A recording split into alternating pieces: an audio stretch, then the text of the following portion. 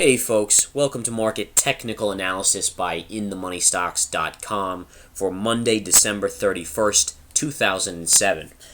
Well, the last trading day of the year has come and gone, and we sit here with a lot of uncertainty going into the new year, 2008. It's going to be an interesting year, especially an interesting January and February, in my opinion, and there are just a lot of unknown out there. And as we get into what happened today, we're also going to look forward into 2008, maybe look at a couple stocks if we have enough time going into 2008 as well. And we're just going to cover a few different things as I want to take a look at the technicals that set up the market for 2008 and just go overview what's going on out there. Let's start looking at the intraday chart here, and this is the ES future chart, and this is the March '08 contract for the E-minis.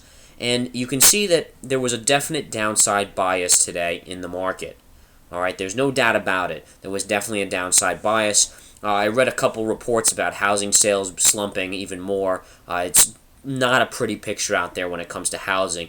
And housing prices, in my opinion, are down. You're seeing a lot of dramatic areas like Tampa, Florida, and other areas getting pummeled here. But in my opinion, it's not even half over yet, the drop in housing prices. Sellers haven't realized yet that to sell their properties, they have to drop their prices even more. And it's kind of a stagnation right now between sellers wanting this price, buyers willing to pay this price, if this price at all, and they're just not meeting yet. And until those sellers come down in price dramatically, and in my opinion, I think you're going to see overall the biggest floating areas, meaning the biggest ones like Miami and the rest of these places that really took off and there was massive amounts of building. I think these prices have to come down 30% plus before all of the inventory is gone through and everything is back to normal. And that could take upwards of another year plus, in my opinion. I think we could be looking at '09 before all this is taken care of, maybe even mid-'09. So it's not a pretty picture out there. The consumers stopping their spending habits because of this. The housing and credit stuff is spreading to other areas. I fear that prime is next to go. You have all these derivatives out there that people really don't even understand, but they're like, it's like a piece of a piece of a piece of the bond market or the credit market or this or that. And I am fearful that the write-downs will continue in massive amounts with these companies if this continues and if the government doesn't bail out. And of course, I'm not for a bailout, as I think it's got to be washed out.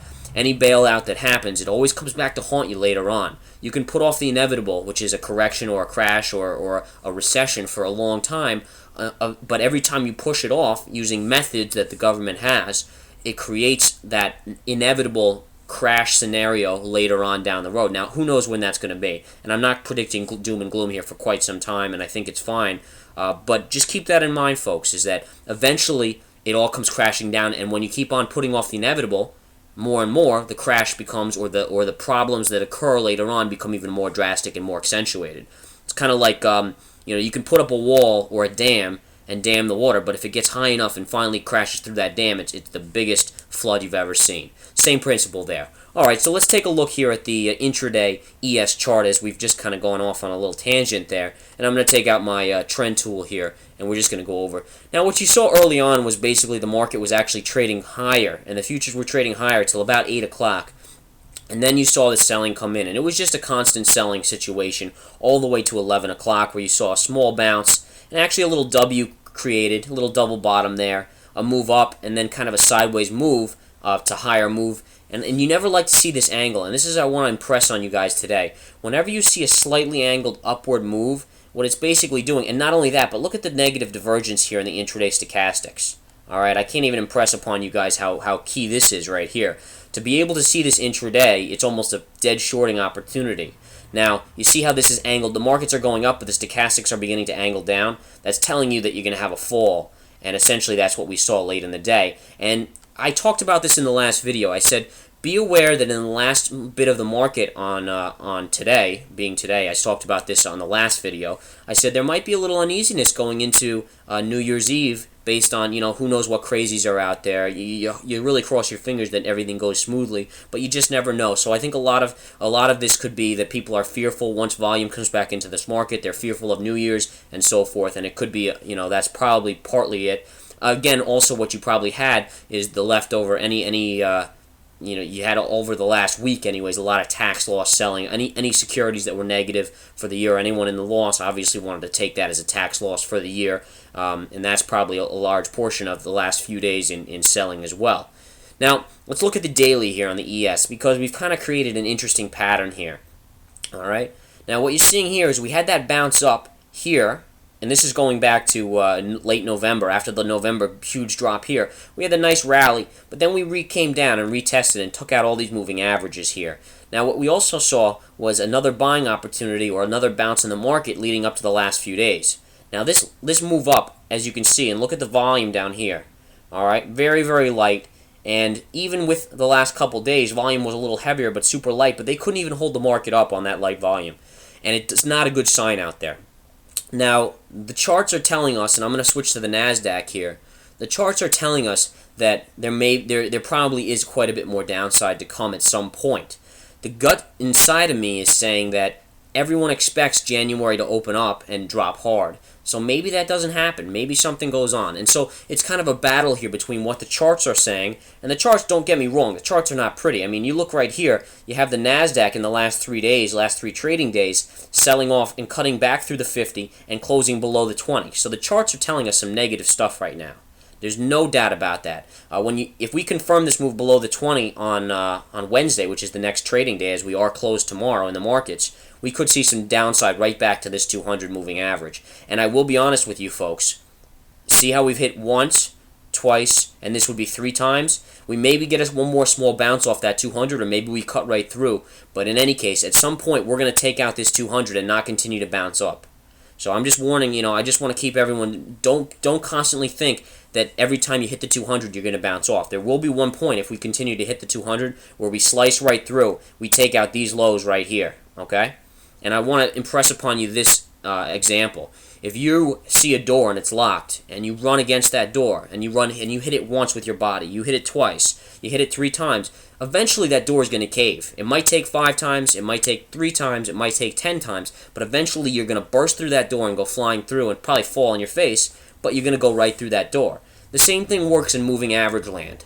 All right, and so understand that, is that you continue to hit it, eventually it's going to give way. It's the same principle. All right, so keep that in mind going forward. Now, the charts are not that pretty, and I will be the first to admit that here. But one thing that I would like to say is that, again, I almost feel like maybe too many people are positioning themselves for a drop right away in January, like the first couple days back, maybe Wednesday, Thursday, Friday, something like that. And that could happen, and the charts are telling us that we're near that, in my opinion. But, on the other side, when you guys know me, I'm a contrarian. When everyone says that, maybe we have 2 or 3 up days first to get everyone saying, "Oh, well, maybe things aren't so bad. Maybe we're going to rally." Then the other shoe drops and we fall hard. Inevitably, I think we're going down. It's just a matter of, do we bounce here and maybe not confirm this move below the 20 moving average and bounce back up maybe to the 50 first and have a couple sideways days, or do we fall right away? And that's the question that we're going to have to all find out. Let's quickly look at the Qs, because the Qs are really the key here. And I keep on saying this, in past videos I've said this, is that Baidu, Google, Research in Motion, Apple, and Amazon, kind of to some extent, along with the financials, really dictate. But those technology stocks really dictate everything in the tech sector or in the Nasdaq, in the Qs. And they're really reflected in the Qs. And you can see how the Qs really are in this sideways trading pattern right here. All right, there's really no doubt about that this is a channel. Okay? And you can see it's a perfect channel right here. Now the question is, we did close again below the 20 moving average here. The next time we hit this lower end of the channel, do we break through and hit this 200 moving average? And that's what I'm going to look for to find out if that happens. Should we hit this channel and break lower, it's definitely going to the 200. It's already hit once, twice, 3 times. This would be 4 times. So no matter whether it's 4 or 5 or who knows what that hit is, that it breaks that channel. But once that channel breaks, you have to believe that we hit the 200, maybe bounce there, but then ultimately I think that we go lower. Whether it's late January, early February, or mid-February, I'm not sure on the timing. More of this will be revealed as we go in the charts. We'll find out more, obviously. It's kind of like a piece of the puzzle is revealed every day as we get another piece of the daily chart to find that out. All right, folks. Apple continues to have problems, and this is Apple's chart. Apple continues to have problems closing above 200. It has yet to have a day closing above 200. I would like to see one more push up in Apple, and then maybe I would look at some puts. I'm very curious to see how Apple sales were for the December. I didn't hear a lot about the iPod this year. I haven't heard a lot about the iPhone being hot this year. The Mac, it's a great computer, but I haven't heard a lot about that. And so it's going to be very interesting to see what this stock does. Is it getting overbought here? Possibly. I would look on the chart for a break of this trend line right here. It's a clear as day trend line right here. All right, you break this trend line, you close somewhere in this area, and you could definitely fall back down to the lows here on Apple, and we'll have to kind of watch that and see how it goes. All right, Baidu is an interesting case because the CFO actually was killed in an accident a few days ago. So Baidu's been weak lately over the last couple trading days since that happened, and that's kind of an offshoot issue that you can't really pay attention to the charts based on the last 2 days. All right, folks, other than that, I truly want to say thank you for viewing the videos. Have a wonderful New Year's, and we will talk to you again come the new year and the new trading. It's going to be wild, so hang on to your hats. Have a wonderful day and evening. Good night.